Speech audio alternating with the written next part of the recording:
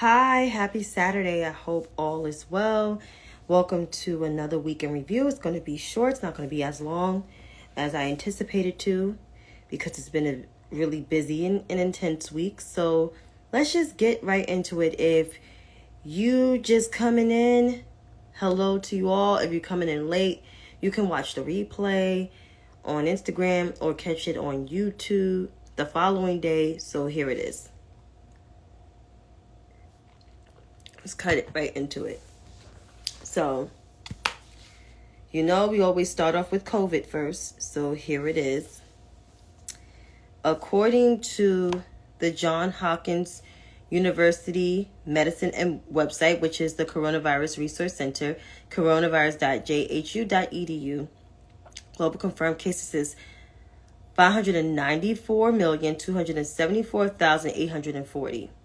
Global death toll is 6,448,646.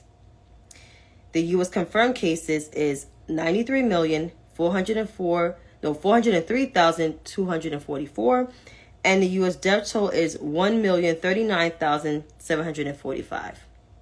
So again, we have 594,274,840 global confirmed cases of COVID-19 around the world. We have, global death toll is 6,448,646. Hey, Ken, what's up? U.S. confirmed cases, we have 93,403,244. And the U.S. confirmed cases is the U.S. death toll is 1,039,745. You can catch that all on the coronavirus website, which is Johns Hopkins University in Medicine. Actual vaccination doses, yes, a lot. We have 203,000 Americans that took their vaccination doses as of yesterday. So the total confirmed number of fully vaccinated Americans is 223.7 million. And that's 68% of the U.S. population.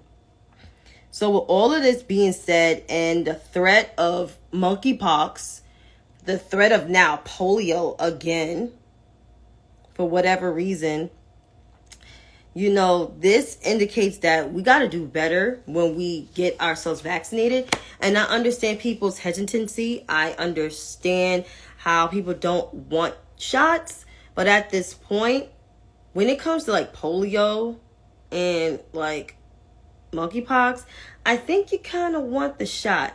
And with COVID, this new strands of COVID, people don't think it's deadly, but you can catch long COVID. You can have long COVID.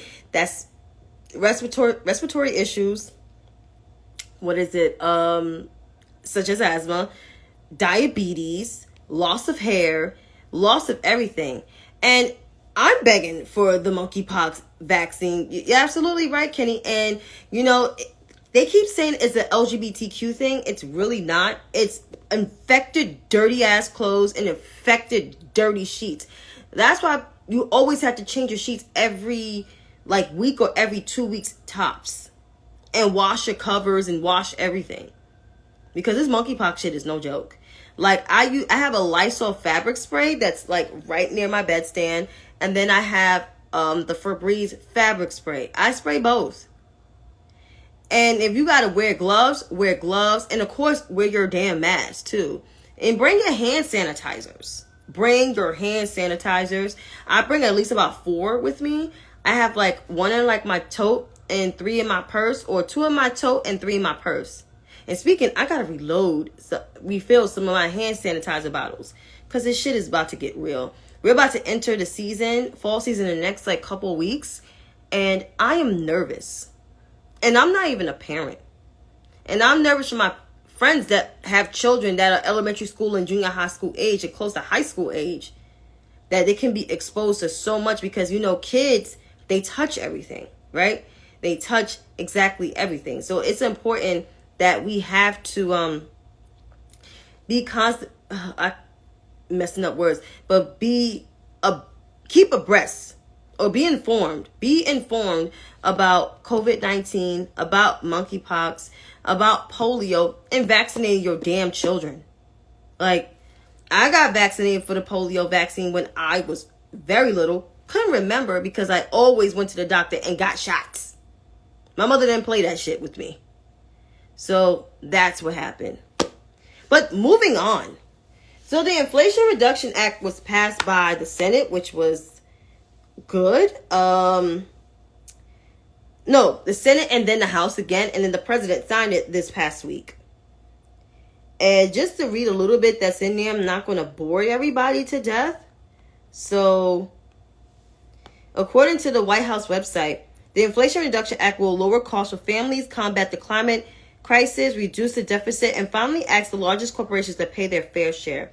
President Biden and congressional Democrats have worked together to deliver a historical legislative achievement that defeats special interests, delivers for American families, and grows the economy from the bottom up and middle out. So what's in it is the healthcare stuff, cutting prescription drug costs. Today, Americans pay 2 to 3 times what citizens in other countries pay for their prescription drugs. 5 to 7 million Medicare beneficiaries could see their prescription drug costs go down because of provisions allowing Medicare to negotiate prescription drug prices. 50 million Americans with Medicare Part D will have the peace of mind knowing that the costs at the pharmacy are capped at $2,000 per year, directly benefiting 1.4 million beneficiaries each year, and 3.5 million Medicare beneficiaries with diabetes will benefit from a guarantee that their insulin costs will cap $35 a month. And he said that. Absolutely, Kenny. He said that from before. Lowering drug costs, 13 million Americans will continue to save an average of $800 per year on health insurance and premiums. 3 million more Americans will have health insurance than without the law. The uninsured rate at the time low of 8%, which the historic law will build on. I'm about to get to that. And speaking of clean energy, lowering energy costs, families that take advantage of clean energy and electrical vehicle tax credits will save more than $1,000 per year, $14,000 in direct consumer rebates for families to buy heat pumps or other energy efficient home appliances, saving families at least $350 per year. 7.5 million more families will be able to install solar on their roof with a 30% tax credit, saving families $9,000 over the life of the system at $300 per year.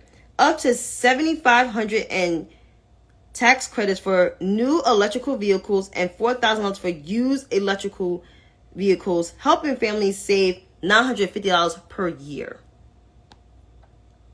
Building a clean energy economy, powerhouses, businesses, and communities with much more clean energy by 2030, including 900 million solar panels, 120,000 wind turbines, and 2,300 grid-scale battery plants.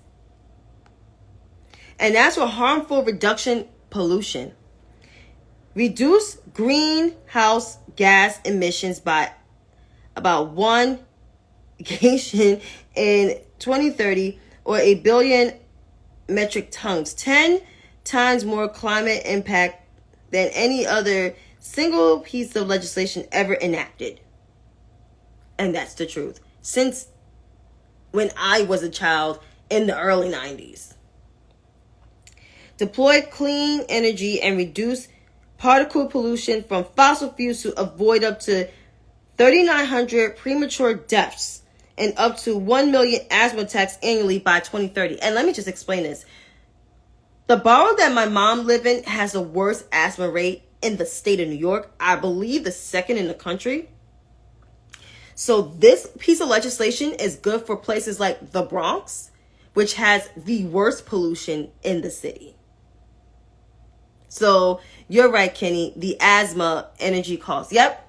Hey, Enrique. Hey, cousin. So making the tax code easier. $0 how much so much of the largest profitable corporations pay in federal tax, which is true. 55, the number of American largest wealthiest corporations that got away with paying without paying a cent back in 2020. You know who was the resident in the people's house? We not even gonna say their name because they in trouble too. So, reducing the deficit. The Inflation Act will achieve hundreds of billions in deficit reduction. The deficit is projected to fall by more than 1.5 trillion this year after falling by falling more than $350 billion last year. 126 leading economists, including 7 Nobel Prize lecturers, 2 former Treasury secretaries, and 2 former Fed vice chairs, and 2 former CEA chairs, have said reducing the deficit will help fight the inflation and support strong, stable economic growth. So, economic professionals such as folks from Moody's and all the other financial firms said this piece of legislation was good. You even got Joe Manchin and Kristen Sinema. Any other way that they got on board, right? They cooperated with the rest of the people in their party. Even the knuckleheads in the House even got on board. So this is a big effing deal, as the former vice president, now president, said about the Affordable Care Act. So just to put this in a nutshell, the Democratic Party is delivering. You can call me a shill, you can call me anything you want, but the party that's actually delivering more for the people is actually the Democratic Party right now. Not those people that call themselves conservatives, right? No, I don't see that happening. If anything, they're anti-democracy, anti-people. They are. And that's just a fact. Thank you, Kenny. So to all of you fake ass progressives out there who like to call pragmatic voters like me shills, y'all need to check yourselves and check your privilege and check your ideology, because real progressives actually get shit done and they negotiate deals with people and invite people to the fold to bring them up to speed, not bash them. Check your ideology. While Democrats had a big win, apparently the mainstream media did not even spend enough time on this, but they spent so much time on a particular congresswoman that lost her seat and that was projected to lose and lost anyway. And you know who that is? Elizabeth Lynn Cheney of Wyoming. Richard Bruce Cheney, the former vice president to George W. Bush and the former Secretary of State or Secretary of Defense, I think that's what his role was, back in the late 80s or early 90s, to his father, who was the 41st president. That's his daughter, lost her seat. So, instead of, humbly having a great piece of apple pie, as the old folks will say, there is a clip of her I would like to hear. It's like a little soundbite.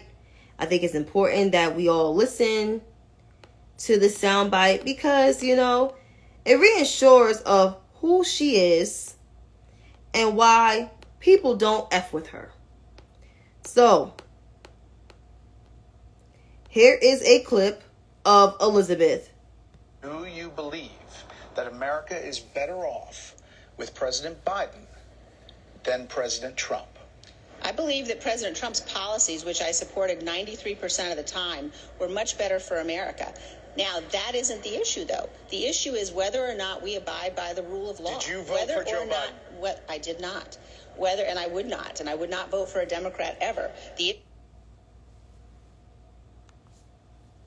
So, Elizabeth said in her interview with Brett Baer that she will not ever vote for a Democrat.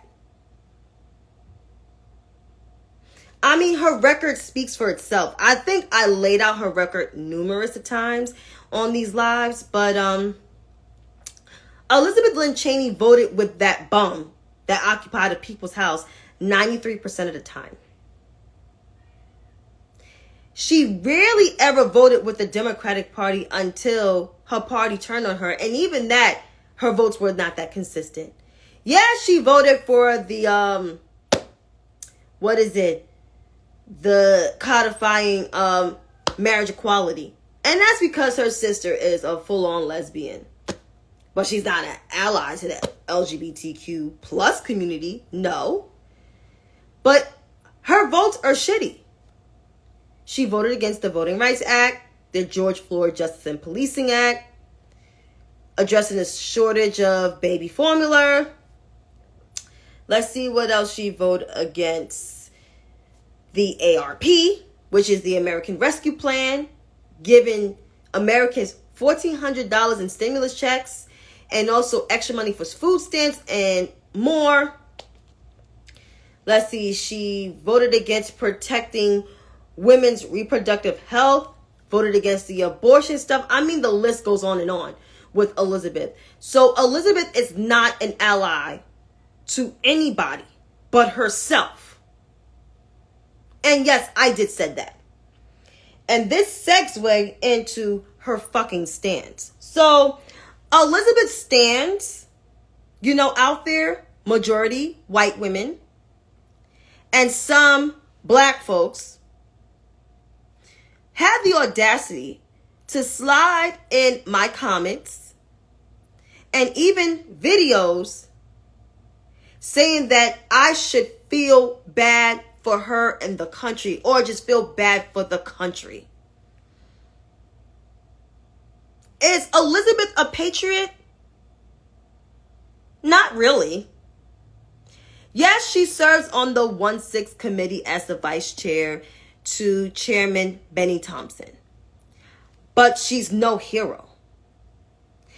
The only reason why she spoke up was because the Capitol Hill Capitol Hill building was attacked.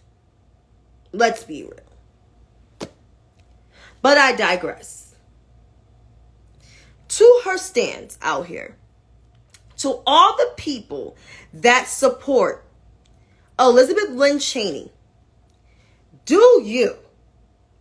But what you will not do is slide in my mentions and tell me to feel bad for a white woman who disagrees with me not only on ideology, but vote against everything that this country stands for. If you really want to be real, Elizabeth Lynn Cheney voting record is 93% with the former bum who promoted fascism for the last 4 years. She is the only congresswoman that voted with that man more than any other sitting elected Republican official in both legislative chambers. She is. But I need to seriously address this to her stance, and I really mean this.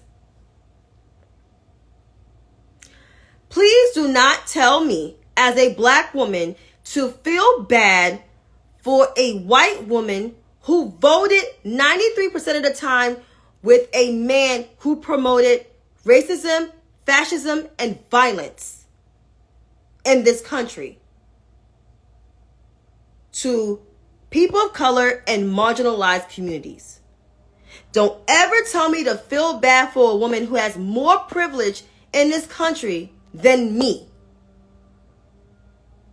I do not feel bad for Elizabeth Lynn Cheney for the last motherfucking time.